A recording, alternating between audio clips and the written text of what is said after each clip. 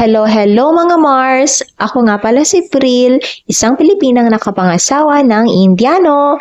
Kaya andito tayo ngayon sa India. At ayan, bagong gising pa lang kami dyan. So, sa araw na ito ay ipapakita namin sa inyo ang sari-sari store dito sa India. Pero bago natin simulan ang araw na ito, nais ko lang i-share sa inyo that the Lord will protect you and keep you safe from all dangers. The Lord will protect you now and always wherever you go. So, kahit saan man tayo mapadpad, saan man tayo mapunta, nandyan palagi ang Panginoon para gabayan at protektahan tayo. So, eto na mga Mars, andito na kami sa Sari-Sari Store. Ito yung tindahan na malapit lang sa tinitirhan namin at dito kami bumibili araw-araw. So, kada umaga, bumibili kami dito ng saging. So, ito yung asawa ko at ito naman si auntie na may-ari ng tindahan. O, di ba po, ang dami nilang paninda. Ayan, may mga saging at ayan, may mga gulay pa pero konti na lang. Nga pala mga Mars, sa Pilipinas pala kami kinasal noong 2018 sa simbahang Katoliko.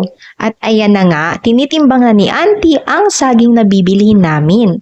At alam nyo ba mga Mars, itong asawa ko ay napakalakas din tsumika. Kung minsan nga ay natatagalan kami sa tindahan kasi chika na chika pa siya sa nagtitinda. At ayun nga, nagchichikahan pa sila tungkol sa ulan kagabi na napakalakas.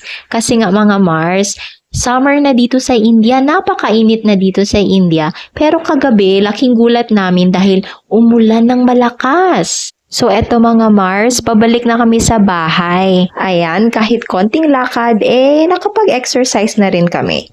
At ayan, nakarating na kami ng bahay mga Mars. What is it? Touch. Wow. What is it, guys? What is it? Yeah. Wow! Wow. How many eggs? Do you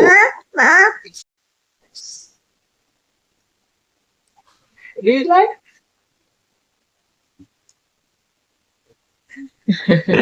What is it, guys? Eggs. Wow! Eggs. Did you see Mama?